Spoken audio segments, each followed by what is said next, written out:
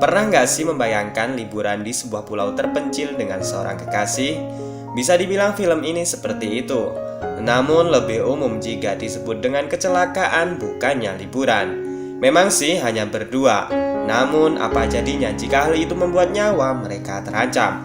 Oke, film ini berjudul Horizon Line yang dirilis pada tahun 2020. Masih anget kan? Film yang berdurasi 1 jam lebih ini menceritakan sepasang kekasih yang mengalami kecelakaan pesawat dan terdampar di suatu pulau terpencil. Namun sang cowok dalam film ini menjadi beban dan terlihat sangat merepotkan. Penasaran dengan kisah selengkapnya? Ya udah, aduk kopi kalian, seruput sejenak dan inilah alur ceritanya. Semongko.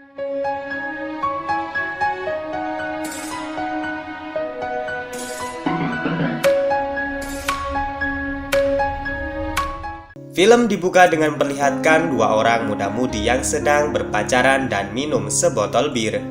Dua orang ini adalah tokoh utama dalam film ini. Yang cowok bernama Jackson, sedangkan pacarnya yang bernama Sarah. Singkat cerita, Sarah dan Jackson ini sedang menikmati liburannya di Pulau Mauritius. Namun malam itu ternyata adalah malam terakhir mereka berkencan, karena Sarah yang harus kembali ke London untuk meneruskan pekerjaannya. Jackson tambah sedih nih karena Sarah tidak mengizinkannya mengantar walau sampai di bandara saja. Sarah beralasan ia paling benci dengan yang namanya perpisahan. Singkat cerita, Jackson kebelet pipis dan izin pergi ke toilet.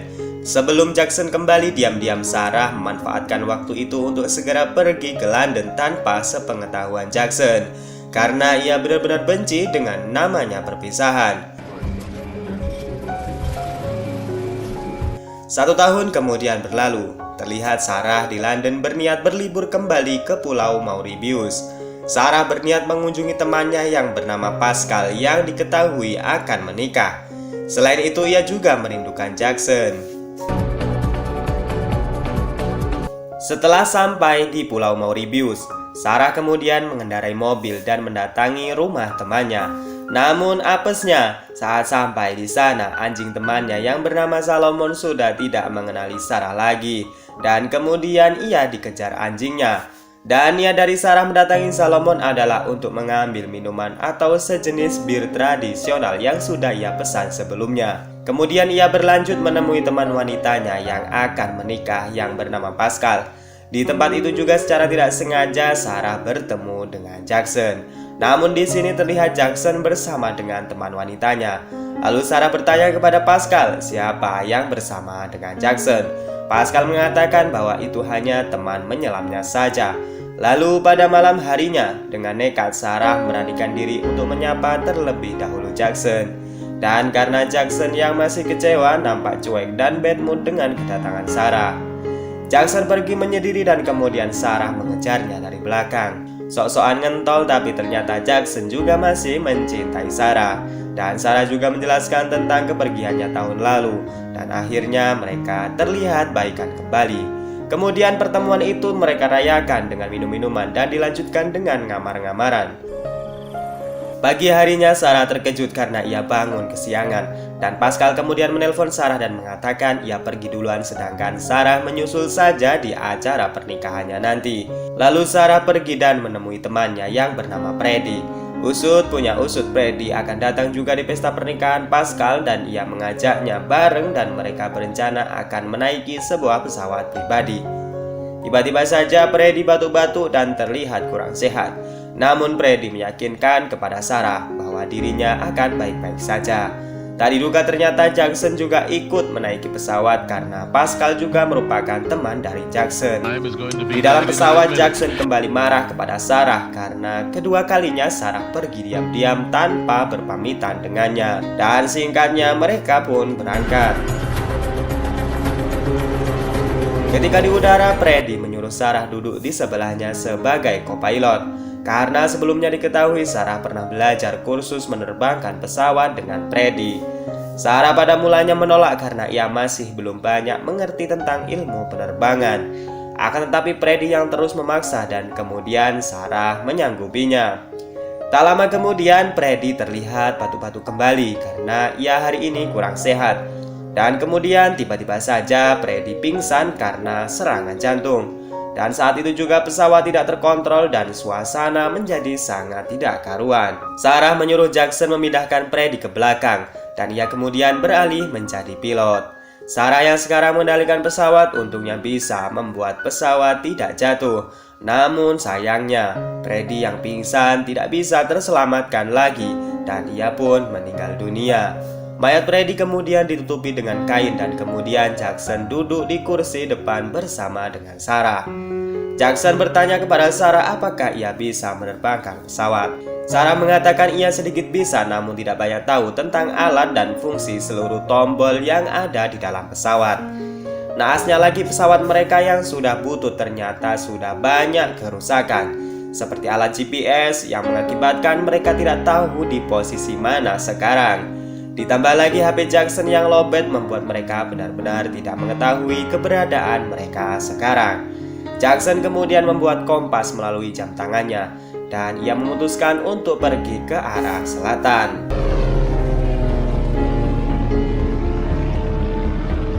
Perjalanan mereka semakin terhambat karena tidak satupun orang yang bisa mereka hubungi melalui radio pesawat. Ditambah lagi dari arah depan terlihat kabut tebal dan hitam yang itu artinya badai akan segera datang. Di tengah kepanikan untungnya satu frekuensi tersambung di radio mereka. Ternyata itu adalah Samuel, teman si Freddy. Sarah kemudian mengatakan bahwa Freddy meninggal karena serangan jantung dan sekarang pesawat mereka ambil alih. Sarah kemudian menanyakan lokasi mereka saat ini kepada Samuel. Namun Samuel tidak mengetahui posisi pesawat mereka. Samuel kemudian menyarankan agar mereka pergi ke arah barat karena terlihat badai besar di depan mereka dan jika mereka harus ke arah selatan maka kemungkinan besar bahan bakar mereka akan habis sebelum sampai di pulau tujuan. Lalu kemudian frekuensi radio hilang kembali dan mereka dengan rasa takut kemudian memberanikan diri menuju ke barat dengan melewati awan badai di depannya.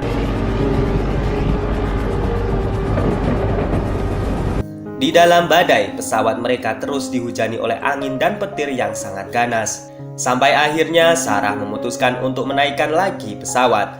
Dan di sini Jackson mengomel kenapa Sarah malah menaikkan pesawat. Sarah mengatakan bahwa ia berharap melihat cahaya di posisi yang lebih atas. Dan benar saja di posisi atas tidak terdapat badai lagi.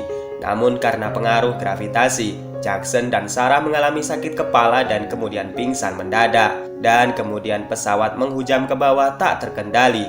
Jackson yang lebih dulu sadar langsung membangunkan Sarah. Dan untunglah Sarah sadar dan kemudian kembali menyetabilkan pesawat. Dengan usaha keras akhirnya mereka berhasil melewati badai yang sangat mengerikan itu. Namun kepanikan mereka tidak berhenti dari situ. Mereka melihat bahan bakar pesawat sekarang tinggal 30% lagi. Namun beruntungnya Sarah mengingat sesuatu dan memutar tombol bahan bakar yang ternyata pesawat itu memiliki cadangan tangki bahan bakar. Pesawat kembali terisi bahan bakar dengan penuh. Namun Jackson curiga kenapa bahan bakarnya cepat sekali habis. Sarah kemudian mengatakan bahwa mungkin tangki bahan bakar mereka sudah bocor. Dan dengan nekat Jackson terpaksa memberanikan diri meriksa dan menambal tangki bahan bakar yang bocor.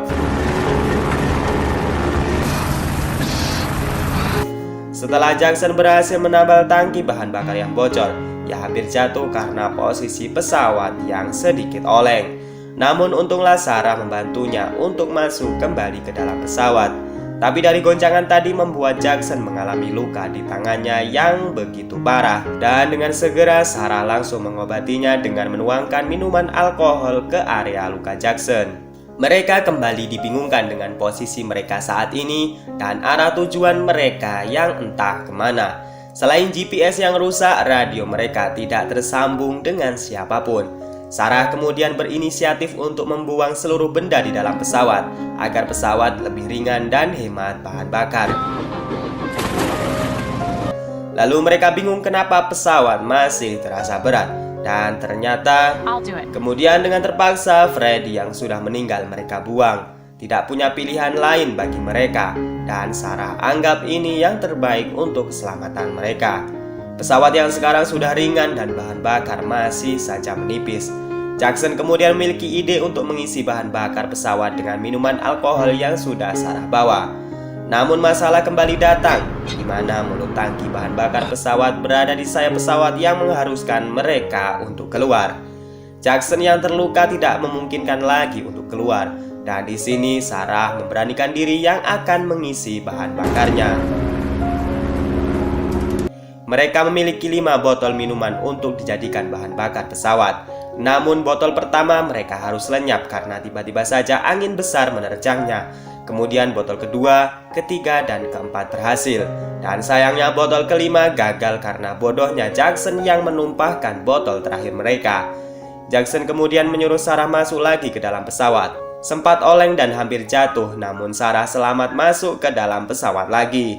Sekarang bahan bakar pesawat terisi setengah dari minuman alkohol itu. Pesawat kembali melaju, dan kemudian Jackson melihat sesuatu seperti pulau di depan mereka. Sarah kembali meyakinkan dan kemudian memutuskan untuk belok menuju ke pulau itu.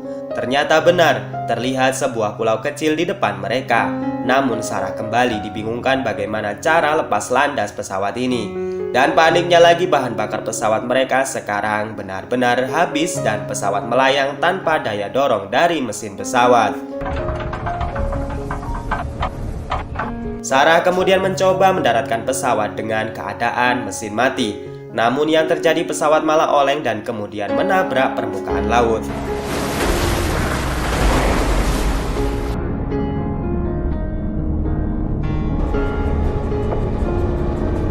Sarah berhasil naik ke permukaan laut, namun ia tidak melihat Jackson yang ternyata ia pingsan karena luka dan pendarahan yang ia alami. Sarah kembali menyelam dan memakaikan pelampung dan membantunya naik ke permukaan. Di atas pulau, Jackson yang masih saja pingsan dibangunkan Sarah sekuat tenaga, dan untungnya Jackson kembali sadar dan terselamatkan. Mereka kemudian beristirahat dan berbaring di atas pulau. Setelah beberapa waktu, mereka sadar bahwa pulau itu hanya sebuah gundukan pasir yang bila mana laut pasang, mereka akan tenggelam. Sarah yang tidak mau mati di situ kemudian nekat untuk berenang menuju pulau lainnya. Jackson di sini masih lemas dan terlihat tangannya yang terluka terus mengeluarkan darah. Namun ancaman di bawah laut terlihat seekor hiu siap memangsa mereka. Merasa sudah tidak punya harapan lagi, Jackson dan Sarah pun pasrah dengan semua yang akan terjadi. Namun sebuah keajaiban datang dan terlihat sebuah kapal nelayan yang berlayar tak jauh dari mereka mengapung. Dan akhirnya mereka pun berhasil terselamatkan. Dan kemudian film ini pun selesai, guys. Oke, sebuah pelajaran yang bisa kita ambil dari film ini mungkin selalu berusaha yang terbaik dan jangan seperti si Sarah untuk tidak mengabari orang terdekat kita saat hendak pergi. Namun saya salut dengan si Sarah karena sebagai wanita yang malah bisa melindungi Jackson pacarnya, dan jujur saya sebel dengan Jackson yang menjadi beban. Fix beban hidup, beban keluarga, dan beban masyarakat. Jika kalian memiliki teori lain silahkan baku hantam di kolom komentar. Dan jangan lupa guys, bayar kopinya dulu, like, komen, dan subscribe. Saya Najwa.